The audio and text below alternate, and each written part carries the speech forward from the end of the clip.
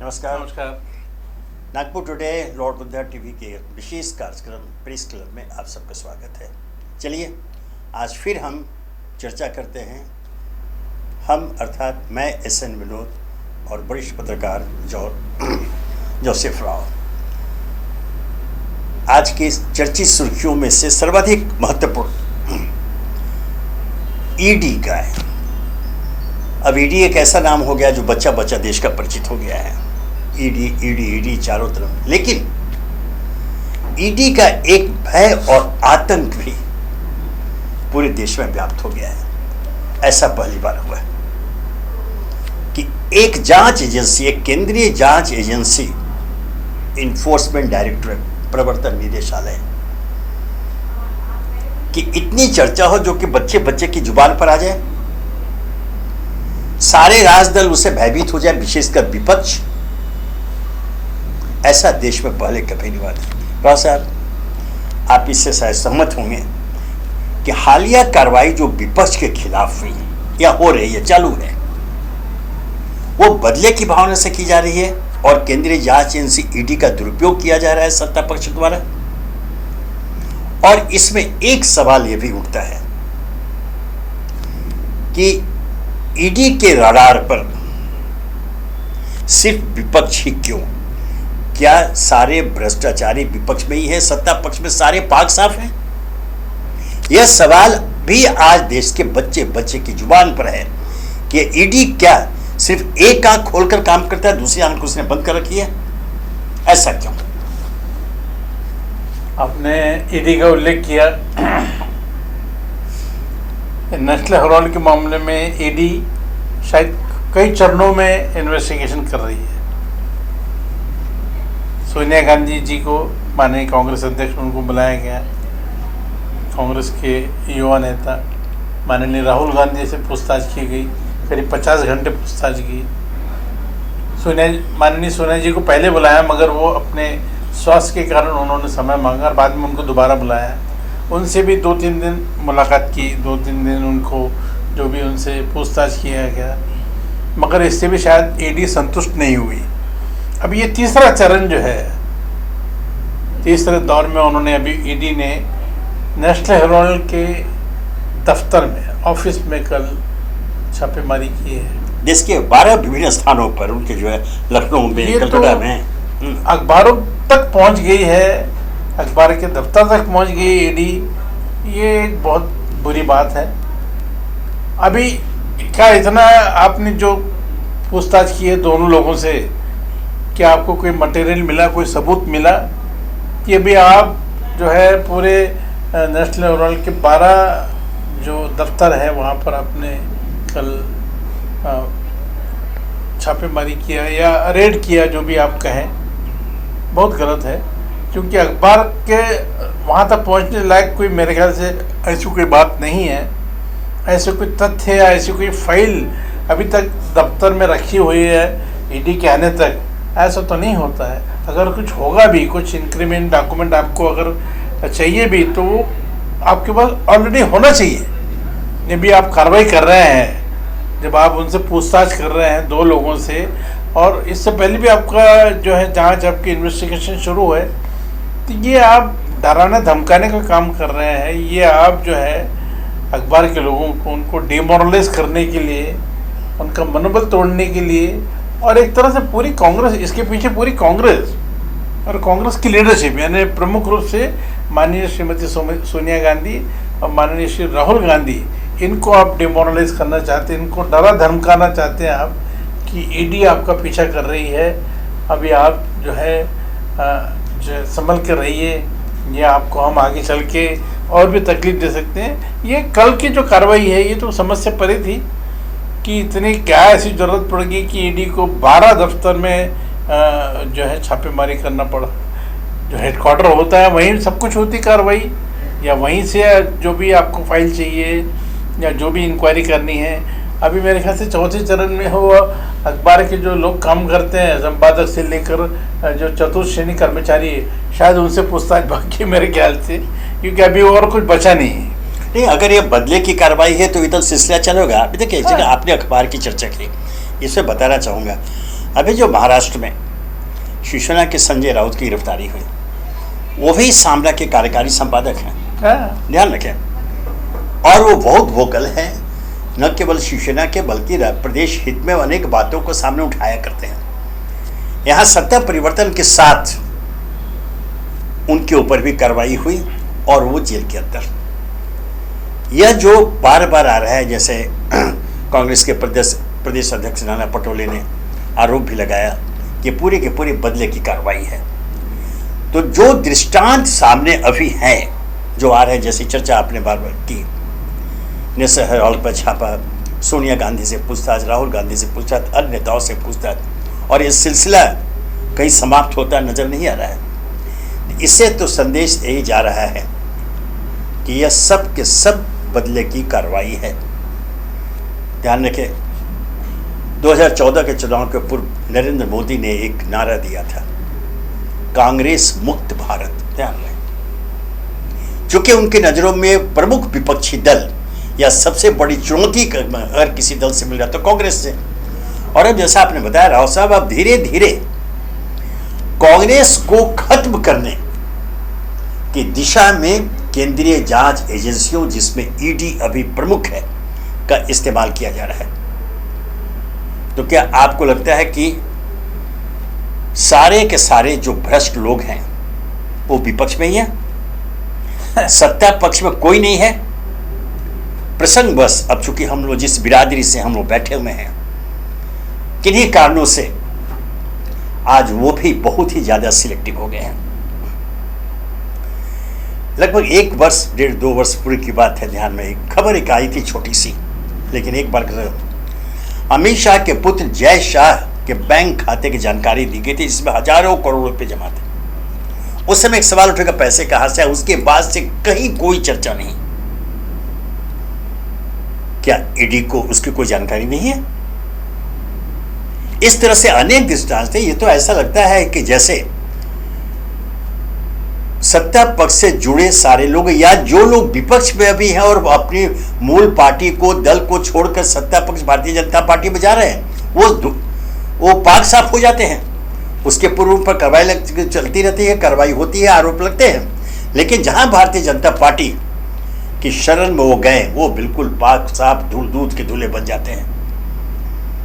ऐसे में यह सवाल भी उठ रहा और उठेगा कि क्या केंद्रीय जांच एजेंसियों की नजर में सत्तारूढ़ दल अर्थात भारतीय जनता पार्टी बिल्कुल पाक साफ है? आज तक एक भी कार्रवाई कहीं मेरे ख्याल में तो नजर नहीं आ रहा। तो इसे क्या इस बात को माना जाए, ये जो आरोप है कि केंद्रीय जांच एजेंसी, जिसको स्वायत्त संस्थाएं हैं, ऑटोनोमस बॉडी कही जाती हैं, कि वो अपनी जानकारी के आधार पर, अपनी सूचना के आधार पर कार्रवाई करती है। लेकिन अब तो यह साफ है कि वो सीधे सीधे केंद्रीय सत्ता के आदेश पर साष्टांग होकर विपक्ष को निशाने पर ले रही है।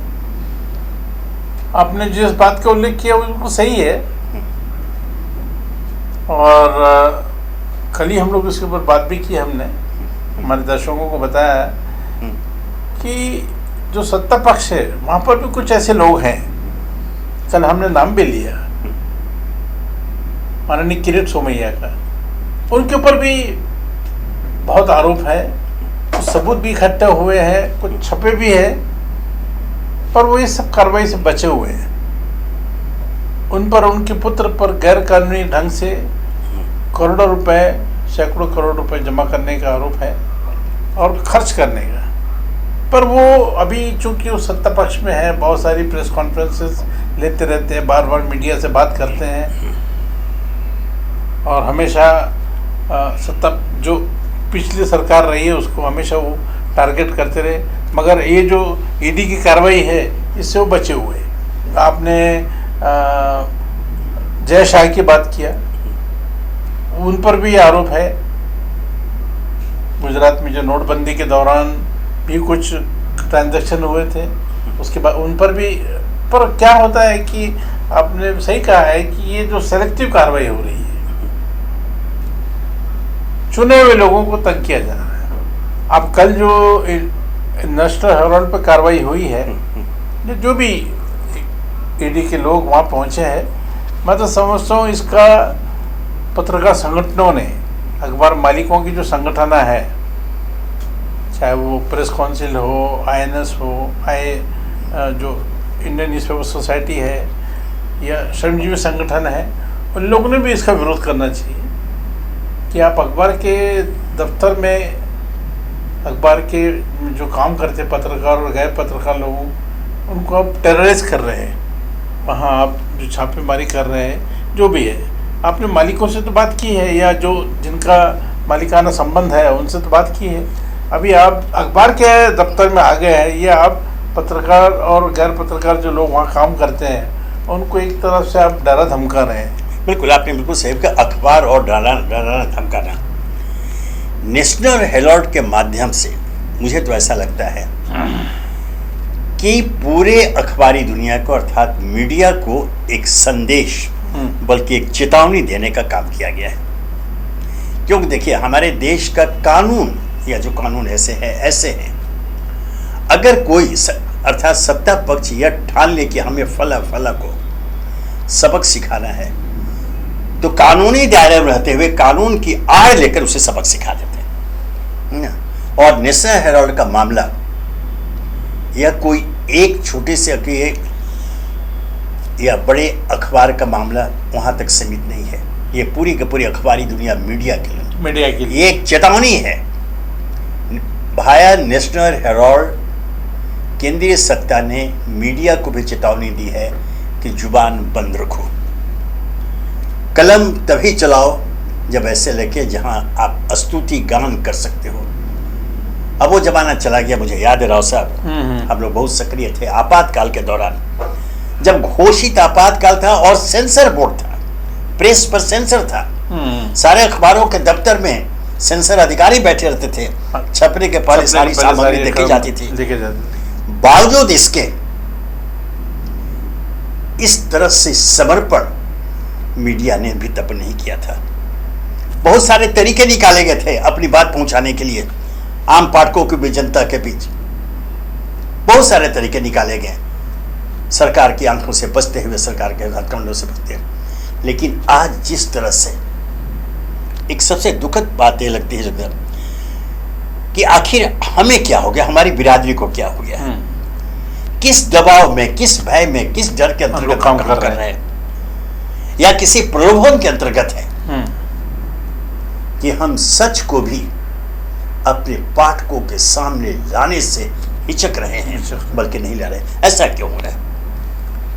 अभी इसका तो कोई जवाब एक शब्द में नहीं दिया जा सकता, एक सेंटेंस में नहीं हो सकता। अभी बहुत मूल्यांकन जो है इसकी बहुत गरज है, बहुत ज़रूरत है। हमारे लोग भी जो है, कुछ लोग जैसा आपने कहा है, कुछ लोग सरेंडर हो गए हैं सत्ता के सामने, उनसे घुटने टेकने को कहा तो वो साष्टांग हो गए हैं। और पूरी तरह से जब आप सरेंडर हो जाओ किसी के सामने तो आपके बचने की उम्मीद कम रहती है। अभी आपकी विरोध शक्ति, आपका जो आक्रोश है वो कहीं नज़र नहीं आता है। फ्रीडम ऑफ प्रेस की बात करते हैं हम, मगर कल से आज तक, ये छापे पड़ने के बाद से अभी तक मुझे नहीं लगता कोई भी संगठन ने, जिसका मैंने अभी उल्लेख किया है, चाहे प्रेस काउंसिल हो या श्रमजीवी पत्रकार संघ हो या मालिकों की संस्था हो, किसी ने भी इसके ऊपर कोई रिएक्ट किया है कि आप ये नेशनल हेराल्ड के दफ्तर में जो गए हैं वो गलत है, आप इस तरह से हमारे पत्रकार और गैर पत्रकार कर्मचारियों को उनका डिमोरलाइज कर रहे हैं, ये गलत है। ऐसा कहीं पर भी नहीं ऐसा है कि देखिए, इस जैसे अभी ने उल्लेख किया तो मैं बिल्कुल सहमत हूँ। सच को भी उजागर करने में मैं एक उदाहरण फिरता जाऊँ, स्मृति ईरानी का उदाहरण लीजिए। स्मृति ईरानी के ऊपर आरोप लगे, कांग्रेस की तरफ से आरोप लगे थे कि उनकी बेटी एक फेक लाइसेंस लेकर, मतलब एक मृत व्यक्ति के नाम पर लाइसेंस बार रेस्टोरेंट का लेकर के गोवा में चला रही है, ये आरोप लगे। स्मृति ईरानी ने प्रेस कॉन्फ्रेंस करके खंडन किया। और इससे आगे अगर आ जाइए तो हाई कोर्ट ने टिप्पणी की और कहा कि यह स्मृति ईरानी के चरित्र हनन का मामला है। ये बिल्कुल गलत है। उनकी बेटी कोई जो है वो बार रेस्टोरेंट नहीं चला रही है, उसके नाम से कोई लाइसेंस नहीं है। उसके तत्काल उसी दिन इंडियन एक्सप्रेस से इस खबर, हाईकोर्ट की खबर के साथ साथ एक खबर छापी जिसमें प्रमाणित कर दिया कि जो पता इस स्मृति ईरानी के घर के लोगों के सदस्यों की जो कंपनी है, जो जीएसटी का पता है, वही पता उस बार का है। और मजे की बात यह है, जैसे कहा कि बातें सच भी हम सामने नहीं ला पा रहे हैं। ये जो स्मृति ईरानी के ऊपर आरोप लगे, आरोप में यह कहीं नहीं था कि उनकी बेटी लाइसेंस लेकर काम करी, वो फेक दूसरे के लाइसेंस पर काम कर रही है। हाईकोर्ट ने कहा कि उनके नाम पर लाइसेंस नहीं, बिल्कुल ये आरोप भी नहीं था कि उनके नाम पर लाइसेंस है। इस सच को भी चिन्हित करने में मीडिया पीछे रहा। सिर्फ इंडियन एक्सप्रेस से उसका फॉलो किया और बिल्कुल एक तरह से एक्सपोज कर दिया कि हाईकोर्ट का जो आदेश है वो गलत तथ्यों के आधार पर है। जो आरोप स्मृति ईरानी के ऊपर लगे वो बिल्कुल सही है। तो हम इस जो सच्चाई है उससे बहुत, आपने देखा होगा एक इंडियन एक्सप्रेस के अलावा एक खबर और कहीं नहीं आई, कहीं नहीं आई। हिंदी अखबारों और क्षेत्रीय अखबारों में तो बिल्कुल नहीं। निजा हुआ कि एक इतनी महत्वपूर्ण जानकारी से, तथ्यात्मक जानकारी से देश की जनता को वंचित रखा गया।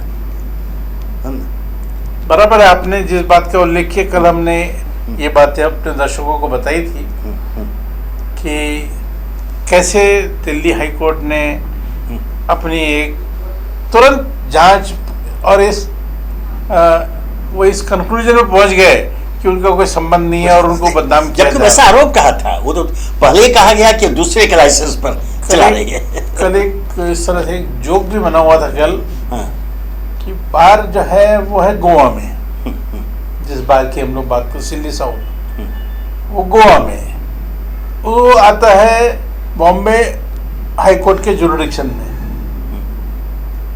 कार्रवाई हो रही है दिल्ली हाईकोर्ट में, निर्णय दे रहा है दिल्ली हाईकोर्ट। तो ये भी एक कल चर्चा का विषय था। और आज तो ताज़ा खबर ऐसी है कि जो लोगों ने आरोप लगाया वो अभी उनके पास सबूत है। उनका कहना है कि हम इसको आगे चैलेंज करेंगे कि ये इनके परिवार का पूरा संबंध है और इससे वो इनकार कैसे कर सकते हैं। ये सबूत लेकर वो अभी फिर से इसमें जाने वाले हैं। मगर क्या होता है कि फिर से हम बात कर रहे हुई कि देश के जो प्रमुख अखबार है, चाहे बम्बई और दिल्ली से निकलने वाले, गोवा के अखबारों की हमको जानकारी नहीं है, मगर यहाँ के अखबार जो है वो करीब करीब खामोश हो गए हैं। इस विषय में कुछ लिख नहीं रहे। सिर्फ इंडियन एक्सप्रेस जो है अकेला, अब जो अब जिनका कैरेक्टर ही ऐसा है इंडियन एक्सप्रेस का, तो उनका ब्रीद वाक्य भी है, करेज ऑफ जर्नलिज्म। बिल्कुल, तो वो सच्चाई को सामने लाने में कहीं नहीं हिचकते वो। और उन्होंने सारी खबरें छापी है और बाकी सारे अखबार जो है, बड़े बड़े अखबार जो है, इसमें चुप्पी साधे हुए हैं, चुप्पी साधे हुए। ये तो बड़ी शर्म की बात है हमारे लिए। बिल्कुल, यह एक दुखद स्थिति है मीडिया के लिए, हमारी बिरादरी के सदस्यों के लिए, कि हमारा जो कर्तव्य है, जो हमारा धर्म है, अपने मीडिया के माध्यम से लोगों को सिर्फ जानकारी देना, सूचना देना नहीं है, उन्हें शिक्षित करना भी हमारा धर्म है। सिर्फ इंफॉर्मेशन नहीं, उन्हें एजुकेट करना भी हमारा धर्म है। और जिन मुद्दों पर अभी हमने चर्चा की, तथ्यों को हम दबा देते हैं, छुपा देते हैं, नतीजा ये होता है कि हम जनता को सच्चाई से अवगत कराने में पीछे रहते हैं, जो हमारे अर्थात अपने धर्म से हम पीछे हट जाते हैं, अपने कर्तव्य से हम अलग हट जाते हैं। ऐसा नहीं होना चाहिए। यह एक आत्मघाती कदम है। आने वाले दिनों में इसका खामियाजा हमें भुगतना पड़ेगा। अभी से सावधान हो जाए। बहरहाल एक और खबर को हम आगे बढ़ें, वो फिर महाराष्ट्र सरकार से 30 जून को नई सरकार का गठन हुआ। मुख्यमंत्री के रूप में एकनाथ शिंदे और उप मुख्यमंत्री के रूप में देवेंद्र फडणवीस ने शपथ ली। आज 3 अगस्त है। 1 माह से ऊपर हुए, अभी तक मंत्रिमंडल विस्तार नहीं हो पाया। कई तारीखें पहले दी गई और अब आज की तरफ अभी इतने आया है कि नहीं, अगले 2-4 दिनों में अब विस्तार हो जाएगा। लेकिन इस बीच ये खबरें छन छन कर बाहर आने लगी हैं कि सत्ता पक्ष, वर्तमान सत्ता पक्ष एकनाथ शिंदे गुट की शिवसेना और भारतीय जनता पार्टी के विधायकों के बीच एक असहज भावना का निर्माण हो रहा है, विशेषकर एकनाथ शिंदे गुट के विधायकों में, चूंकि उन सबों की एक इच्छा थी मंत्री बनने की, जो सभी बन नहीं सकते हैं। ऐसे में ये देखना दिलचस्प होगा और मैं आपसे जानना चाहूँगा कि क्या अगर इस ऊहापोह की स्थिति में अगर मंत्रिमंडल विस्तार हो भी गया, तो जैसा कि आपने बताया भी था पहले कि सभी को संतुष्ट नहीं किया जा सकता, तो क्या ऐसा नहीं लगता कि जिस बगावत की बात या जिस बगावत को उद्धव ठाकरे ने झेला, एकनाथ शिंदे के सामने ऐसी स्थिति पैदा नहीं होगी? मुझे एक फिल्मी डायलॉग याद आता है, तारीख पे तारीख। आपने सही बताया। 30 जून को ये दोनों महानुभाव, माननीय एकनाथ शिंदे, माननीय देवेंद्र फडणवीस जी, इन्होंने शपथ ली और आज 3 तारीख है, 3 अगस्त का है। और आज जो है दिन भर सर्वोच्च न्यायालय में कुछ सुनवाई हो रही है, तो 16 विधायकों के निलंबन को जिसका विरोध, जिसके लिए याचिका दायर की है माननीय सेना प्रमुख उद्धव ठाकरे जी ने, और इसका विरोध कर रहे हैं माननीय एकनाथ शिंदे और उनके साथी। अब ये शाम तक ये फैसला आएगा या मालूम नहीं आएगा या नहीं आएगा, कि आगे सुनवाई चले। मगर बात सही है, एंग्जाइटी बहुत ज़्यादा बढ़ गई है और इतना इंतजार तो पहले कभी किसी को नहीं करना पड़ा। और तरह तरह की अटकलें लगाई जा रही है, कयास लगाए जा रहे हैं कि शायद दोनों के बीच में कोई रिसेंटमेंट जो है या असंतोष जो है वो बहुत बढ़ रहा है, बेचैनी बढ़ रही है दोनों ग्रुप में, और विशेषकर माननीय एकनाथ शिंदे के लोगों में ज़्यादा बेचैनी है, क्योंकि उनका कहना है हम आपके कहने से माननीय उद्धव ठाकरे का साथ छोड़कर इधर आए हैं। माननीय देवेंद्र फडणवीस के लोगों में कोई बेचैनी नहीं है, क्योंकि वो निश्चिंत, उनको मालूम है जो भी होना है हमारे पक्ष में होना है, या हमको जिन लोगों को मालूम है कि हमको मंत्री बनाया जाना है। देखिए, सबसे बड़ी सत्ता की बागडोर उन्हीं के हाथ में है। करीब 120 के ज़्यादा सदस्य होंगे और 43, आपने कल परसों इसका उल्लेख किया था, 43 संख्या में उनके सदस्य तो ज़्यादा ही रहेंगे, 20 के आसपास होंगे शायद मंत्री, और इधर शिंदे के उतने कम होंगे। तो ये असंतुष्ट है, बराबर है, इसमें कोई शक नहीं, मगर ये अभी असंतोष जो है एक बॉइलिंग पॉइंट पर जब आएगा, अगर ये आज अगर कोई फैसला नहीं हुआ या और टल गया मामला, तो शायद ये बॉइलिंग पॉइंट पर आएगा और असंतोष भड़केगा। अब उसको कैसे दबाया जाए या कैसे उसको क्रश किया जाए, ये दोनों नेताओं की उनकी कुशलता पर है, निर्भर करता है। हम लोगों को देखना होगा कि आज क्या फैसला आता है। अगर नहीं आया तो शायद आपका कहना सही है कि ये असंतोष बढ़ता जाएगा, असंतोष बढ़ेगा और एक विस्फोट होगा, ये बात विस्फोट होगा। तो महाराष्ट्र मंत्रिमंडल के विस्तार को लेकर असमंजस अभी भी कायम है, कम से कम जब अभी चर्चा कर रहे हैं हम लोग तब तक कायम है। आगे क्या होगा ये देखना दिलचस्प होगा, लेकिन इस विलम्ब का खामियाजा पूरे प्रदेश की जनता को उठाना पड़ रहा है। सारा कामकाज, हालांकि दावे कर रहे हैं कि नहीं काम सुचारू रूप से चल रहा है, लेकिन ऐसा है नहीं। आप किसी भी अधिकारी से, किसी भी विभाग के कर्मचारी से बात कर लीजिए, वो आपको बताएंगे कि फाइलें पड़ी हुई हैं, किसी फाइल का निष्पादन नहीं हो रहा है, कोई काम आगे नहीं बढ़ रहा है, चूँकि उन्हें प्रतीक्षा है कि हमारे विभाग का मंत्री कौन होगा, कौन आता है, किसके खाते में जाता है। ये जो स्थिति, ऊहापोह की स्थिति बनी हुई है महाराष्ट्र में, वो उसका कारण विशुद्ध राजनीतिक तो है, लेकिन वह जो लालसा, सत्ता वासना की जो लालसा हर विधायकों के मन में जम कर बैठी हुई है, उसके कारण यह विलंब होना भी वाजिब है, क्योंकि यह तो तय है कि सभी को संतुष्ट नहीं किया जा सकता। लेकिन जैसा कि राव साहब ने कहा कि अगर तत्काल इस पर अब कोई फैसला नहीं होता है विस्तार को लेकर के, अभी तक तो था कि सर्वोच्च न्यायालय में मामला लंबित है, देख लिए आज से सुनवाई शुरू हो गई है, उम्मीद करें कि जल्द फैसला होगा। लेकिन अगर किसी कारण से इसमें विलंब अब और विलंब होता है तो स्थिति विस्फोटक हो जाएगी और इसका खामियाजा पूरे के पूरे महाराष्ट्र प्रदेश को भुगतना पड़ेगा।